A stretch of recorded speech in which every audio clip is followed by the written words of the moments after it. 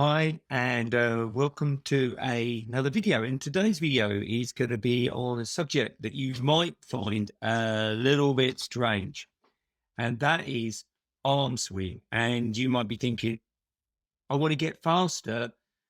Tell me something about my legs. Sometimes we need to be focused on our arms because actually our arms can really help us become faster runners. And I'm just going to show you over the next 10 minutes or so the things that you could do very simply to improve your arm swing and indirectly then create a situation where you can run faster. Now, the thing to also remember is in things that you can do to run faster, improving your arm swing is probably the easiest and the most safest, because if you're going to start looking at things like your running stride, your running gait, these things can cause, problems. They can cause injuries because the reason you run a certain way may not be the most efficient way to run. But at the end of the day, your body's decided for whatever reasons to run that way because of maybe back injuries or something in your body that isn't aligned. Your body's very clever at finding the way to do it. So, changing those things can be more longer term and more potentially fraught with things like injuries, etc. Whereas learning to move your arms more efficiently can give you benefits at very, very low risk. Now, how I found this out originally was many years ago. I was running a 10K, and a friend of mine said, "Oh, I saw you run," and I was watching the race. He said, "Old Tyrannosaurus Rex runner," and I went, "What?" He said, "You run like that," and and I saw the pictures at the end of the 10K, and I'm running like this, little arms.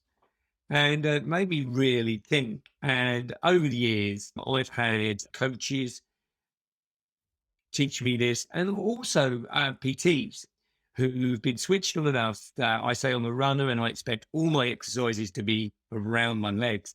And a lot have worked on strengthening up my actual arm strength. So you can see why this is so important.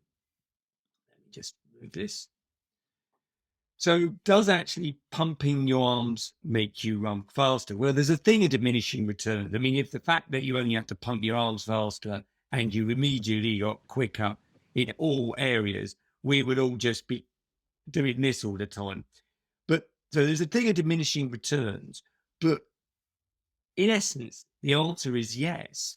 The in reality, if this is my left arm, if my left arm's coming up, my right, I think it's my right leg is coming out. So you've got this motion the whole time that is propelling you forward. And because your arms are one of the, well, apart from your eyes, you know, highest areas in your body, they have a lot of influence to what's going on below, as we will come to in the video. So actually moving your arms faster will give you a higher cadence run. Hang on a moment, let's move this out of the way. So proper arm form. Now, the thing is that, as I said, doing running like this all tight isn't going to be very efficient like my Tyrannosaurus T Rex running days.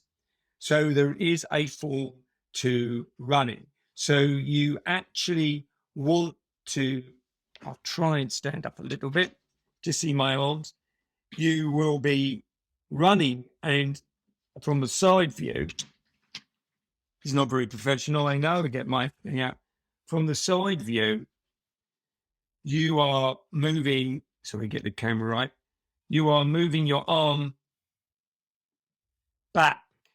So the force is back and you let your arms swing forward. So it's not punching forward. You are moving your arms back. Your arms are at a 90 to 100 degree. I have a tendency to bring my arms up still quite high. And we'll come to the shoulders in a minute. But you should have that 90 degree, and you should be, if you're square on, I don't look very square on with the camera, but you should be, your arms should be in quite close, so near to your heart. So you shouldn't be out here. They should be in there, and the force should be back and letting the momentum swing you forward. So you're letting the momentum swing you forward in that way. Sorry if that was rubbish camera work. So you've obviously got to bend your elbows, but not have them right up, bring them down. And the thing is, don't swing your arms across your body, because I'm exaggerating, but you end up looking like some sort of skier if you exaggerate it. And what you're actually doing is you're engaging your core, and that becomes less efficient. So remember that, you know, you've got your arms down by your side, brushing past your heart. Your hand should almost sort of come down to your, as it brushes back past your side. So you should, I mean, I say, I tend to pull my arms up a bit, but sometimes if I want to get a little bit out of my running, I do drop my shoulders, and I'm going to come to that in a moment. So you've got to arm swing from your shoulders. Now, my tendency is there's two things. When I get tired, my left arm starts to come up. It's almost like, what's happening? It's a sign that I'm getting tired. And also, I tend to scrunch my shoulders up. So remember that you're swinging from the shoulders, and create some space. I always think of it creating space between my ears and my shoulders. So if you're getting tense, it's going this way, bring your shoulders down, just pull them down. Sometimes even when you're running, just like you're gently going to bring your bringing your shoulders together at the back, pushes out your chest without engaging your actual lower back. So you're just kind of like, so I sort of feeling like I'm holding something in the middle of my shoulders there. So I kind of bring that out. I'm still running.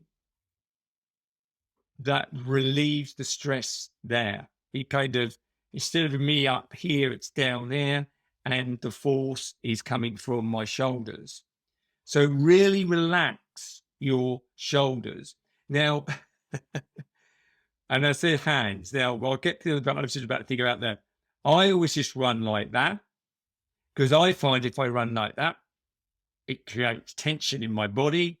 So I tend to run like that. I have this habit where, and I don't know where it's came from, where I will move my fingers around my thumb. Now, I don't know why I do that, but as I'm running, I'm loose in my hands. Even if you just have your thumbs on top of your hands and you've got them bent, but the moment you do that, you send tension all the way up here. So actually having your hands relaxed in whatever way that works for you, and then the shoulders, and moving your arms back and forth. As I said earlier, the back way is where you're using the force. You're pushing your arms back and you're letting them swing forward.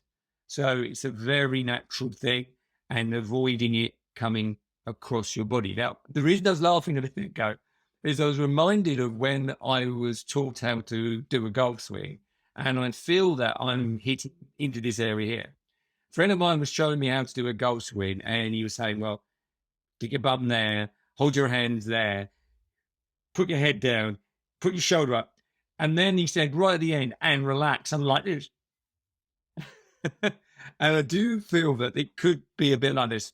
What I would suggest when you first start doing this, to avoid this feeling of almost like you're thinking about too much, is just be curious. So first and foremost, when you first go out for the run and you're thinking about your arm movements, what are your arm movements like? Just run as normal. Are you moving your arms? Have you got Tyrannosaurus Rex arms? I see a lot of people running like that. I see a lot of people, you know, like that famous boxer, not using their arms at all, which, you know, is making you work a lot harder. Some people are in the kind of in between, you know, like this. So see where you are actually initially. then experiment.